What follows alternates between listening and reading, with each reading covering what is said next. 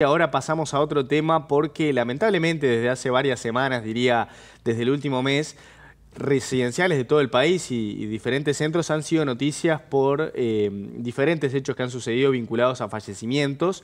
Fíjense, por ejemplo, lo que había pasado en 33, que dábamos cuenta aquí en Modo País del incendio de uno de estos centros. Se daba a conocer también en mail una situación en torno a diferentes habilitaciones que no estaban dadas. Y desde, obviamente, la Asociación de Residenciales del Adulto Mayor se han preocupado por esta causa y es por eso que se propuso un encuentro con autoridades del Ministerio de Salud Pública, ACE, el BPS y también los residenciales privados. Vamos a recibir justamente a una representante de esta asociación.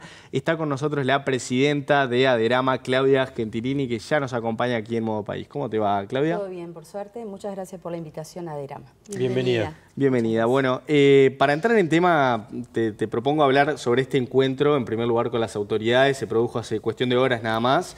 ¿Cuáles son las primeras conclusiones y qué intentaron trasladarles también ustedes como solución y no solamente como preocupación? La verdad que estamos muy agradecidos a este gobierno porque es la primera vez en todos estos años, 24, 25 años que ADERAMA está trabajando, es la primera vez que se hace una mesa de diálogo con todas las autoridades que se encargan del adulto mayor. Así que realmente estamos muy agradecidos por eso. La reunión fue una reunión que duró casi 2 horas. Cada una de las entidades, cada uno de los representantes de las autoridades dijo qué trabajo hace cada uno, cómo lo hace, y ADERAMA dio su punto de vista de lo que está pasando acá en el país, ¿verdad?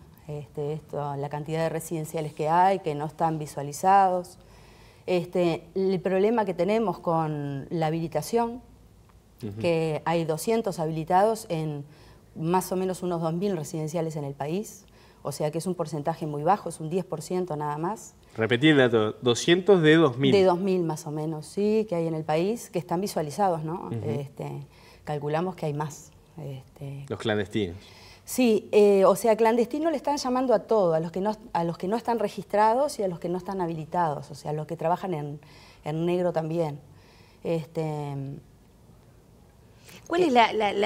¿Cuáles son los elementos más relevantes que ustedes encuentran como grandes riesgos para quienes residen en los residenciales, pero también para sus autoridades, para los trabajadores que están allí?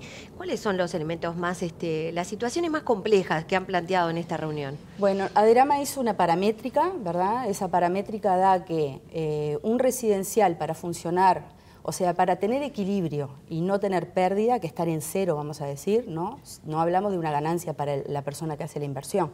Hablamos solamente de estar en cero. Tiene que tener alrededor de 15 residentes a 42.000 pesos cada uno para poder cumplir la normativa vigente, que es el decreto 356/2016, que hace 8 años que está funcionando y que ha logrado solo habilitar 200 residenciales de 2.000. Entonces, es muy difícil la situación, o sea, hay muchos residenciales que no logran esa habilitación.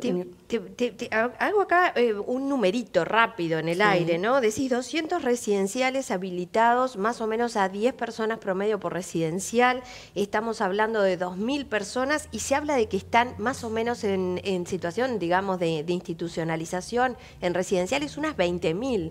Quiere decir que estamos sobre 18.000 personas que están en residenciales sin unas condiciones de seguridad y de protección adecuadas. Sin tener habilitación. Exacto. Sí están algunos registrados iniciando trámite.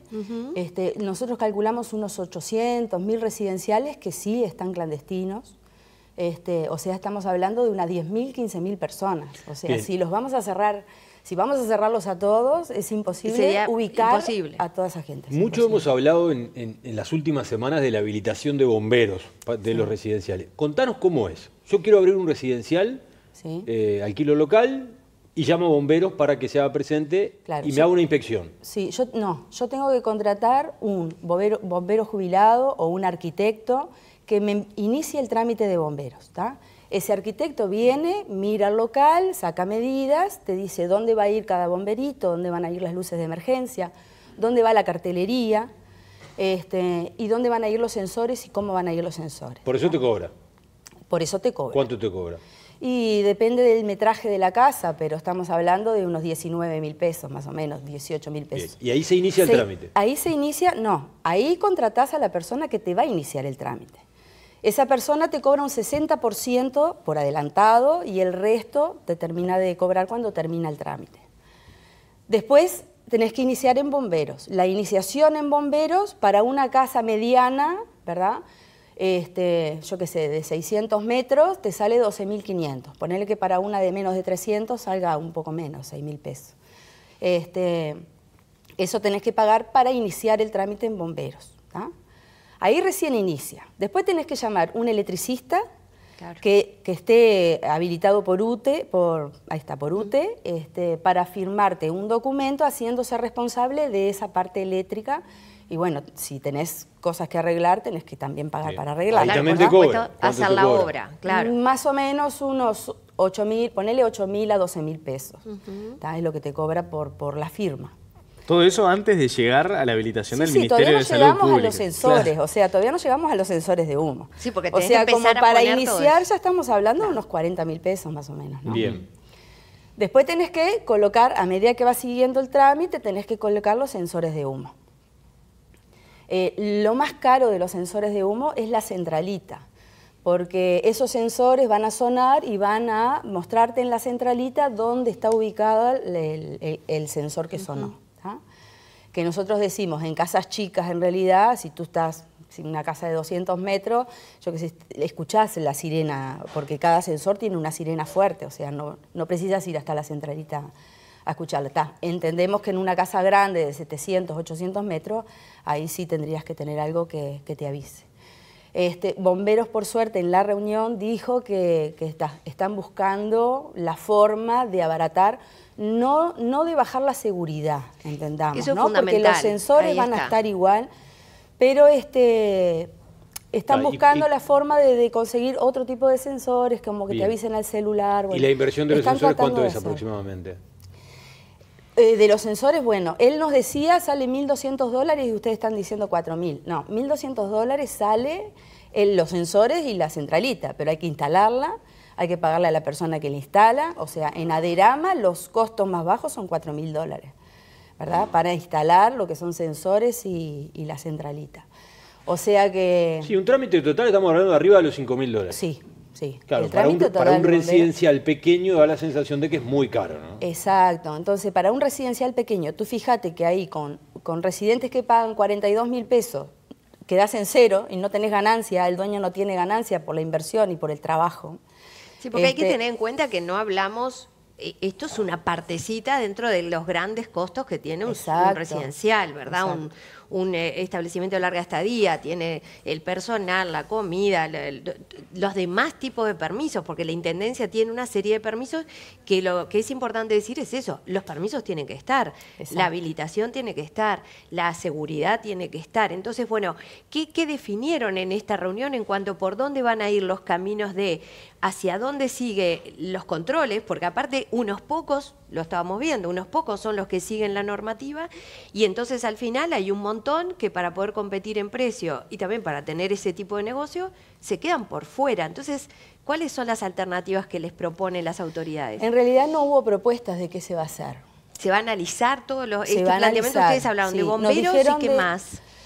Nos dijeron que ellos, esta como que es la primera reunión, o sea que está abierto al diálogo, por suerte, ¿no? Que como que se van a hacer más reuniones.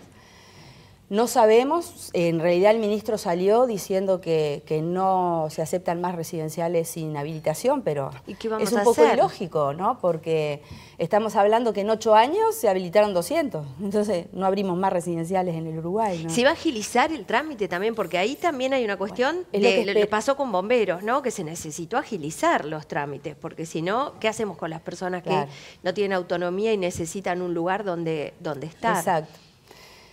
En realidad no sabemos si se va a agilizar. Ahora lo que dijeron fue, vamos a sacar un préstamo de microfinanzas para ayudar a los residenciales, pero ese crédito de microfinanzas sí es a tasa cero, te dan 750.000 pesos, ese es el máximo, pero tenés que estar habilitado.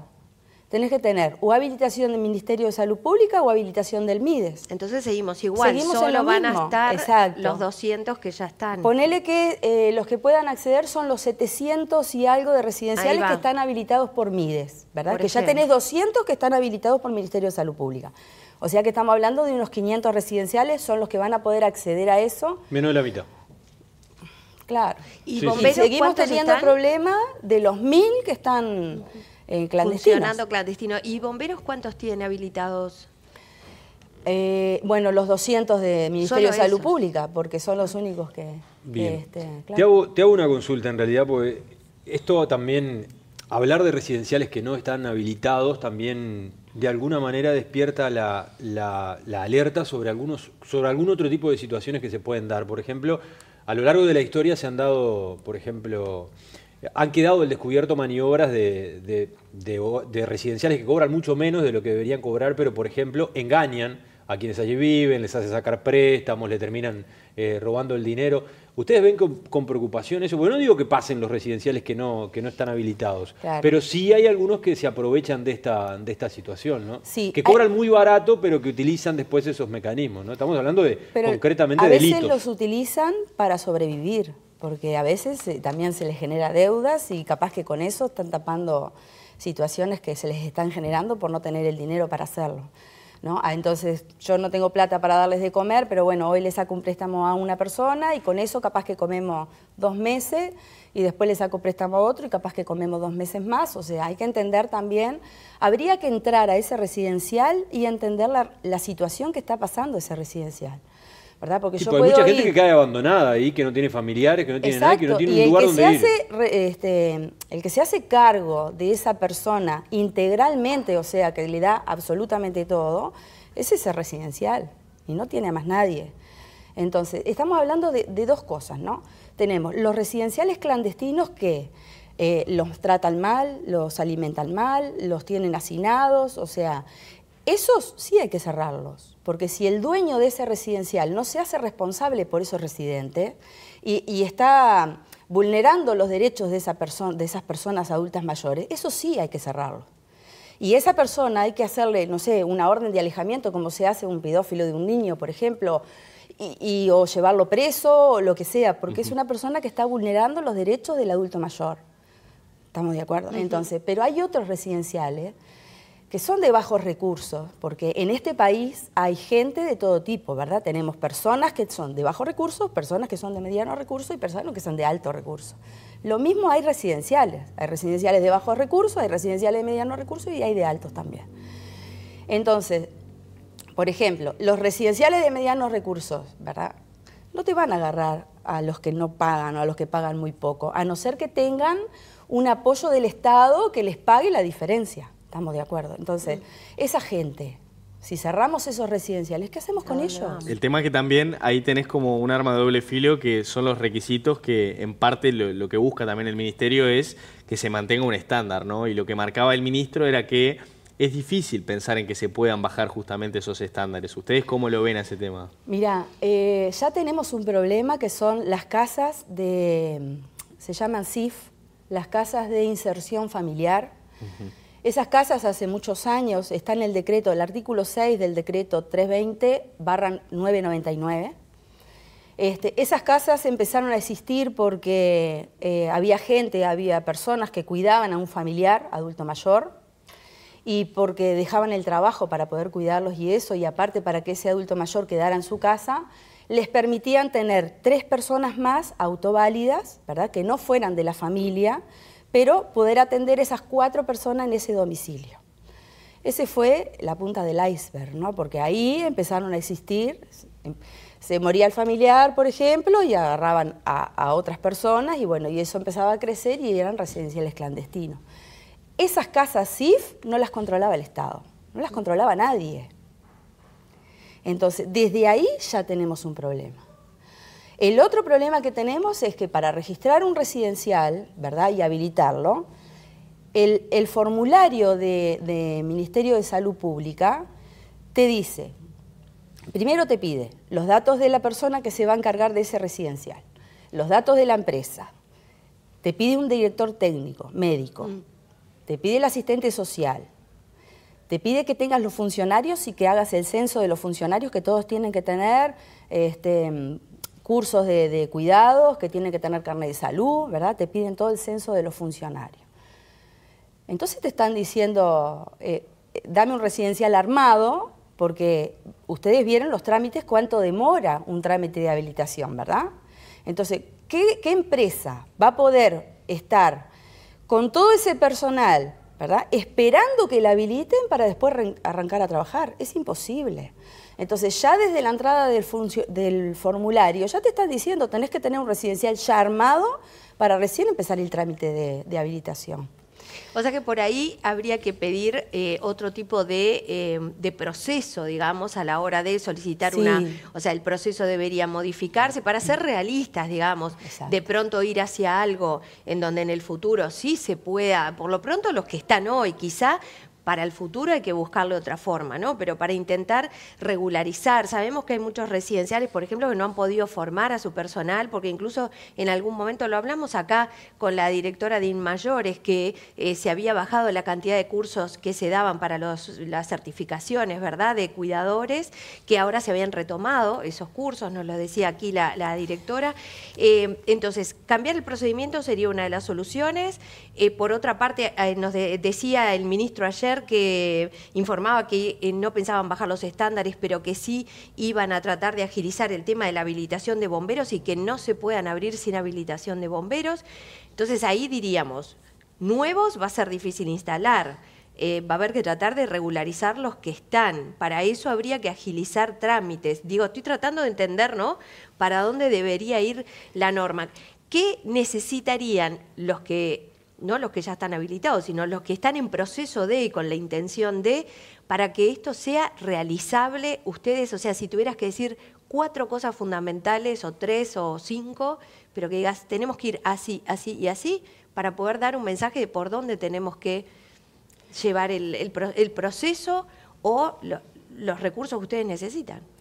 El primer paso es corregir el decreto 356/2016. Porque hace 8 años que existe y nadie se puede, hay muy pocos habilitados, o sea que hay muy pocos que se pueden habilitar. Hay que corregirlo. Segunda cosa, ese mismo decreto que estaba mencionando recién. Es este decreto que es el que nos regula. Perfecto. Segunda cosa es, Sistema Nacional de Cuidados nos pide anotar las funcionarias, ¿verdad?, nuestras, para que hagan el curso de Sistema Nacional de Cuidado. Pero después que hacen el curso, las ponen en una lista en BPS para que cualquier persona, ¿verdad?, que las necesita en su domicilio, las llame para trabajar en el domicilio y las ponen a trabajar con una persona sola y se nos van a los residenciales. Entonces, están exigiéndonos que pongamos el personal, ¿verdad?, para que haga los cursos y nos sacan el personal. Entonces, esas cosas que no se entienden, que es poco ético. Porque estamos dispuestos a capacitar al personal, pero si me lo sacás no te lo voy a inscribir nunca. Porque si me lo estás sacando, después yo tengo dificultad para conseguir las cuidadoras. Otra vez, claro. ¿Se entiende? Así entonces, que ahí hay 2 medidas bien específicas. Bien claras. Perfecto. Claudia, ha quedado muy claro. Muchísimas gracias por estos minutos. Bueno, volveremos a conversar en cualquier momento, pero nos parecía más que oportuno entender un poco la situación desde la perspectiva de ustedes. Perdona, te hago una pregunta bien cortita. Si queremos denunciar a un residencial que veamos que están en malas condiciones o que es para ilegal... eso está MIDES. Hay que llamar al MIDES o al Ministerio de Salud Pública. Perfecto. Perfecto. Muchas gracias. Gracias a ustedes por la invitación.